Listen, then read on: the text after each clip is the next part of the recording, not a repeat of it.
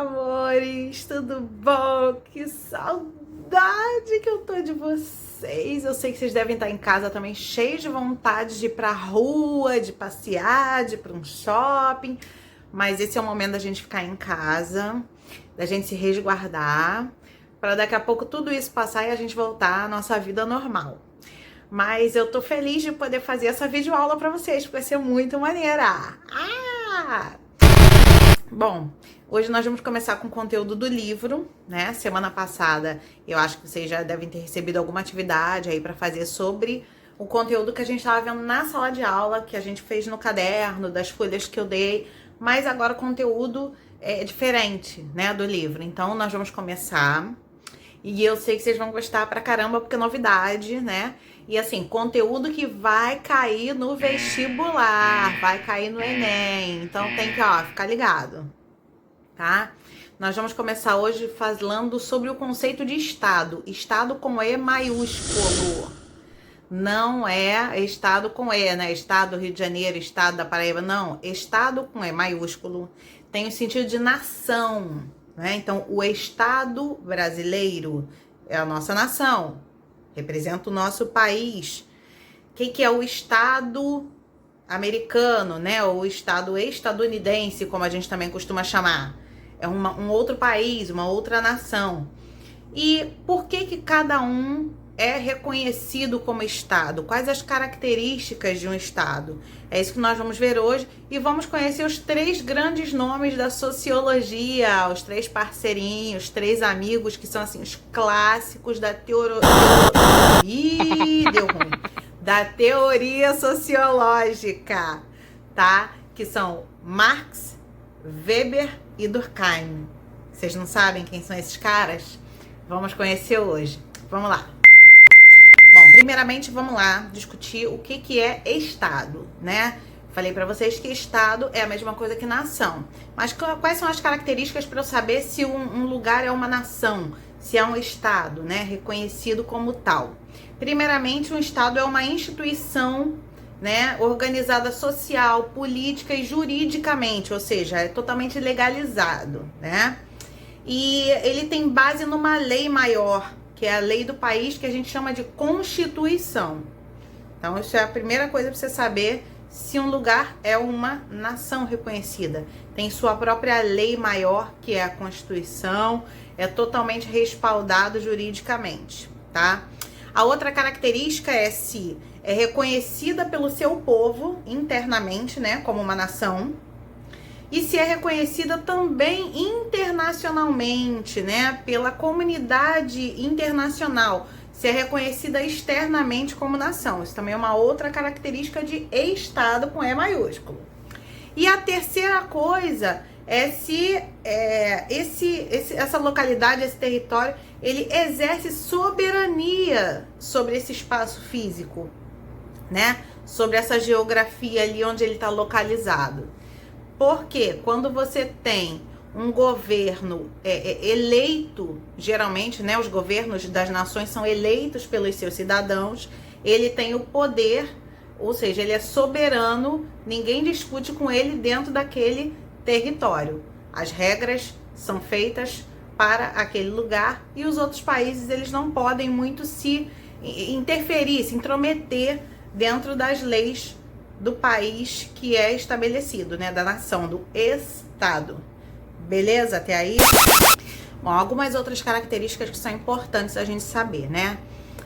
Um Estado, ele surgiu, esse conceito de Estado surgiu com a Revolução Francesa lá no século XVIII e também com a constitucionalização dos Estados absolutistas europeus, né? Porque a França fez com que caísse, né, com a Revolução Francesa, o antigo regime, que era o quê? O rei é absoluto. Na França, a partir da Revolução Francesa, parou de existir. Mas em outros países, continuou o mesmo sistema, não é? Os países aceitaram que continuassem as monarquias e isso foi constitucionalizado, né? Como na Inglaterra, por exemplo, tá? A outra questão sobre o Estado. O Estado, ele é um órgão composto por uma série de funcionários, tá? É uma burocracia que é organizada da seguinte forma: geralmente tem um concurso público, as pessoas se inscrevem, fazem a prova, quem é aprovado é chamado para fazer parte desse corpo, que é essa organização do Estado. São funcionários que vão exercer funções de acordo com aquilo que o governo determinar para eles, e eles precisam obedecer essas funções para que tudo aconteça de uma forma organizada, para que a sociedade se organize e se sinta protegida, veja que seus direitos estão sendo exercidos, tá? Outra coisa sobre o Estado: um cidadão de um Estado só é considerado livre se o Estado é democrático. Por quê? Num Estado democrático, você é livre para bater panela, para exigir seus direitos, ir para a rua. No Estado democrático, você vive a sua religião, a sua fé de forma livre. Você pode exercer a sua sexualidade, você pode se expressar da maneira como você quiser. Por quê? No Estado democrático, o cidadão tem todos esses direitos garantidos, tá? Agora, nos estados não democráticos, vamos colocar aí como exemplo o Estado Islâmico. Lá, as mulheres podem fazer o que elas quiserem, elas podem exercer qualquer profissão, elas podem falar abertamente, as pessoas podem sair na rua, bater panela de noite, ser contra ou a favor? Não, não tem opção. Por quê? Porque eles não têm essa concepção de Estado democrático. É uma ditadura. Ou seja, o governo manda, você obedece, ou vai para cadeia, ou é morto, dependendo de como for a lei empregada ali. Entenderam? A outra questão é que todo Estado é regido por regras, tá? E essas regras, elas fazem com que o governo, ele possa agir através do Estado, né? Todo governo, ele é legitimado pelo poder do Estado. Ou seja, não existe poder político que não seja legitimado pelo Estado, que é quem? A nação. Nós é que permitimos que o governo exista e esteja ali direcionando o país. Beleza? Por isso que a gente geralmente chama de poder executivo ou só de executivo o governo federal, tá? Porque ele tá ali para quê? Para executar as leis. Agora nós vamos conhecer os três carinhas que eu falei: Karl Marx, Max Weber e Emile Durkheim. Nossos três melhores amigos a partir de agora. Vocês vão comer, beber, dormir, sonhar e namorar com eles três a partir de agora. Por quê? É conteúdo, meus queridos, mínimo para você saber de sociologia. Belezinha? Vamos cair dentro. Vamos começar falando de Karl Marx. Vocês já devem ter ouvido falar de Karl Marx, né? Muita gente grita: ah, seu marxista, seu comunista, seu coxista, seu mortadelista, mas não sabe nem de quem tá falando. Então nós vamos estudar Karl Marx para saber pelo menos um pouquinho do que ele falava e qual a importância desse cara para o nosso mundo hoje, para a nossa história, tá? Bom, a visão de Karl Marx sobre o Estado, ele escreveu com seu parceiro de estudos, que era o seu melhor amigo, Friedrich Engels. Ele e o Engels, então, desenvolveram aí uma teoria dizendo que o Estado só serve a quem? A elite dominante. A quem tem money, tutu, grana e tá lá no poder. O Estado, ele vai ser subserviente, ou seja, ele vai se curvar, ele vai abaixar a cabeça para quem está no poder. Por quê? Isso seria a natureza do Estado para Karl Marx, tá? E para Engels, seu amigo também. Então, seria uma eterna briga, né? O Estado estaria sempre contra os menos favorecidos, os mais pobres, a classe dominada. E ele estaria sempre representando a classe que está lá em alta, né? A classe dominante. Essa era a visão de Estado, assim, básica de Marx, tá? E como é que o Estado ia garantir esse poder, manter o poder nas mãos da classe dominante? Através do que ele chamava de aparelhos repressivos do Estado. O que é isso? E usar o próprio governo, né? E usar as forças militares, como o exército, e usar a polícia para reprimir as pessoas e usar os tribunais, as prisões. Para quê? Para que as pessoas tivessem medo, né, do Estado e acabassem ali servindo e obedecendo às regras impostas pela classe dominante, certo? Essa era a visão dele. O Gramsci, que era um cara que pensava na mesma linha dele, ainda acrescentou uma parada. O Gramsci falou o seguinte: além dos aparelhos repressivos, tem os aparelhos ideológicos do Estado. O que é isso? Os aparelhos ideológicos são aqueles que controlam as ideias, as mentes das pessoas. É isso mesmo, quase te hipnotizando. Por quê? Para Gramsci, o Estado tinha o poder de fazer com que você pensasse o que ele estava te levando a pensar, né? Por exemplo, chega um governante e diz assim: tem que sair todo mundo pra rua, tem que acabar com esse negócio de confinamento. Aí chegou outro governante e diz assim: não tem que acabar com o confinamento, tem que ficar todo mundo dentro de casa. E aí algumas pessoas vão partilhar a ideia de um, outros vão partilhar a ideia de outro. E as mídias vão fazer o papel de apoiar mais um governante ou mais outro governante. Entenderam como é que a gente consegue manipular as ideias das pessoas? E isso também é feito através da religião. Quantos e quantos líderes religiosos conseguem manipular as mentes das pessoas através da fé, através da sua ingenuidade, das suas necessidades, das suas carências?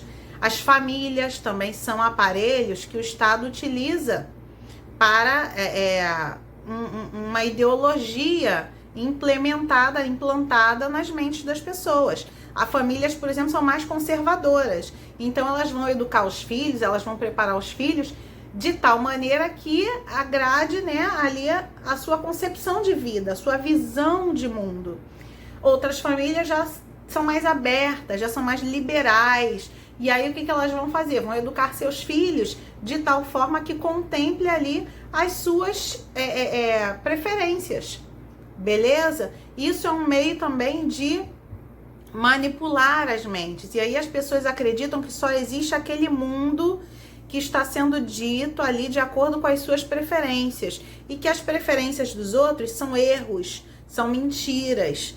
Não conseguem ver que há, tanto em um lado quanto em um outro, motivos, razões que você pode pensar e chegar a uma conclusão diferente da sua, daquela que você sempre foi criado. Porque a gente não é Gabriela, né? Eu nasci assim, eu cresci assim, vou morrer assim.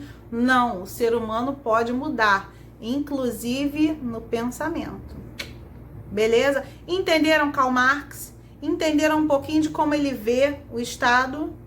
Então vamos lá, vamos continuar agora. Chegou a vez do Weber. Weber era um cara que dizia o seguinte sobre o Estado. O pensamento dele sobre o Estado era o seguinte: o Estado, ele é detentor exclusivo, ou seja, ele tem o monopólio do uso da força física e da sua estrutura burocrática. Raquel, não entende nada. O que você está falando? Trocando em miúdos. Para Weber, o Estado era responsável de botar ordem na parada, entendeu? Para Weber, o uso da força física era o que fazia com que o Estado demonstrasse o seu poder para as pessoas. Se ele usa os militares nas ruas para reprimir determinados movimentos, ele está mostrando o quê? A sua força. A sua força é maior do que a força daquele grupo de pessoas. Ou seja, um grupo não pode impedir a nação de continuar andando no seu ritmo, de manter a sua paz, de manter a sua organização. E como é que se faz isso? Como é que mantém a organização? Através desse aparelho burocrático, né? Da sua estrutura. O que é isso? Quando você tem um grupo de funcionários públicos trabalhando direitinho, cada um exercendo a sua função, pensa numa prefeitura. Você tem os vereadores fazendo as leis, né? Mas você tem dentro de uma prefeitura secretaria de educação, você tem secretaria de saúde, você tem secretaria de administração, e você tem um prefeito, né? Você também tem um sistema de justiça, Se todo mundo fizer o seu papel direitinho, respeitando a hierarquia, ou seja, quem está acima vai mandar, quem está abaixo vai obedecer, o Estado vai funcionar lindo e perfeito. Não vai ter problema. Isso que Weber acreditava. Existe toda uma função para cada uma das pessoas que trabalha para o governo. Se cada um exercer a sua função com honestidade, simples assim, vai dar tudo certo. Por isso que ele não acreditava em Marx. Ele e Marx não se deram bem, não. Por quê? Porque Marx dizia que o Estado estava a favor da classe dominante, certo? E Weber dizia, não, cara, nada a ver, olha só. Se cada um fizer a sua função direitinho, se o sistema burocrático for perfeito, não vai ter classe dominante que consiga interferir no trabalho do Estado. Isso vai ser reprimido, porque não vai ter corrupção. As pessoas não vão conseguir chegar a esse ponto. Por quê? Porque vai haver muita vigilância. Nós vamos estar ali, ó, de olho em tudo. Vai haver uma fiscalização de todos os setores. Então, não vai poder o Estado estar na mão de um grupo, porque eles têm dinheiro, poder. Não.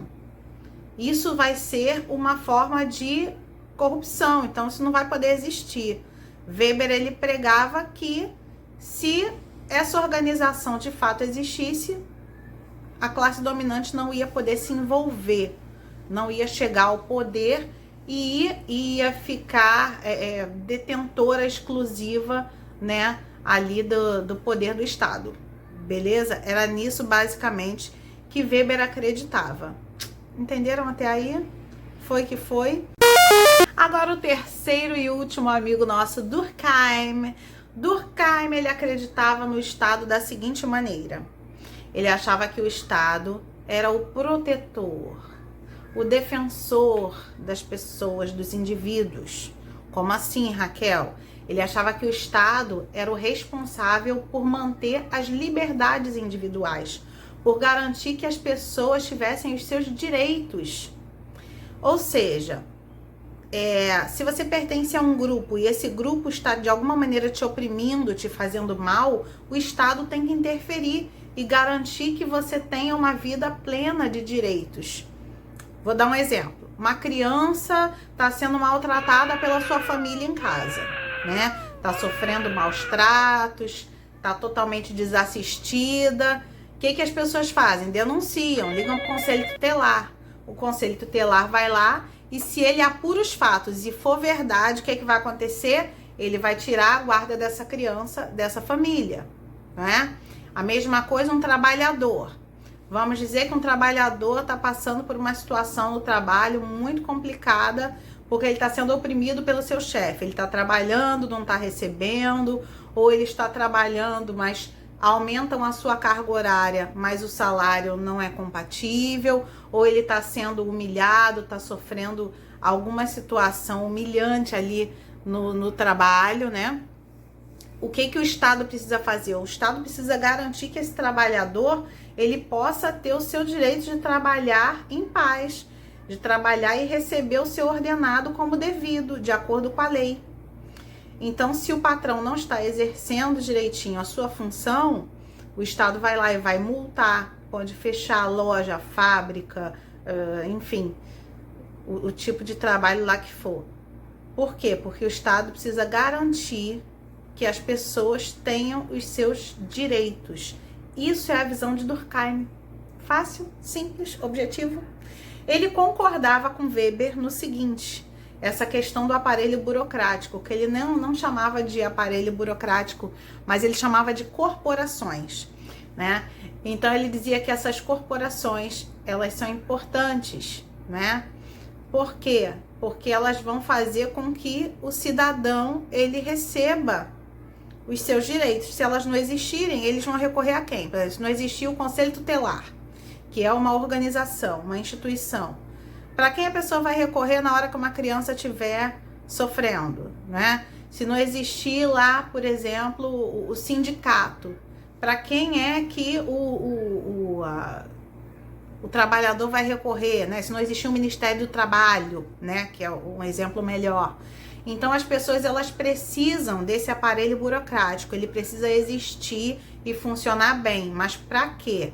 Para Durkheim, isso seria para garantir que as pessoas recebam seus direitos, possam ter a sua liberdade e vivenciar o melhor do seu estado, da sua nação. Ter orgulho de pertencer àquela nação que respeita as liberdades e garante os direitos dos indivíduos. Só isso.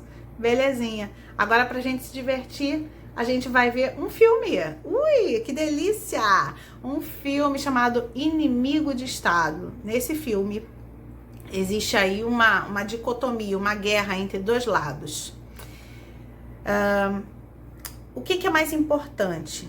As liberdades individuais do indivíduo, a sua privacidade ou a segurança do Estado?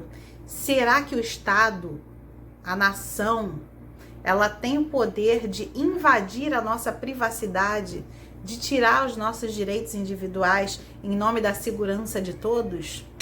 É isso que esse filme fala. Eu gostaria que você assistisse esse filme e escrevesse um pouquinho daquilo que você entendeu do filme, tá bom? Vamos fazer isso então? Conto com vocês e até a próxima aula. Beijos cheios de saudade. Tchau, tchau.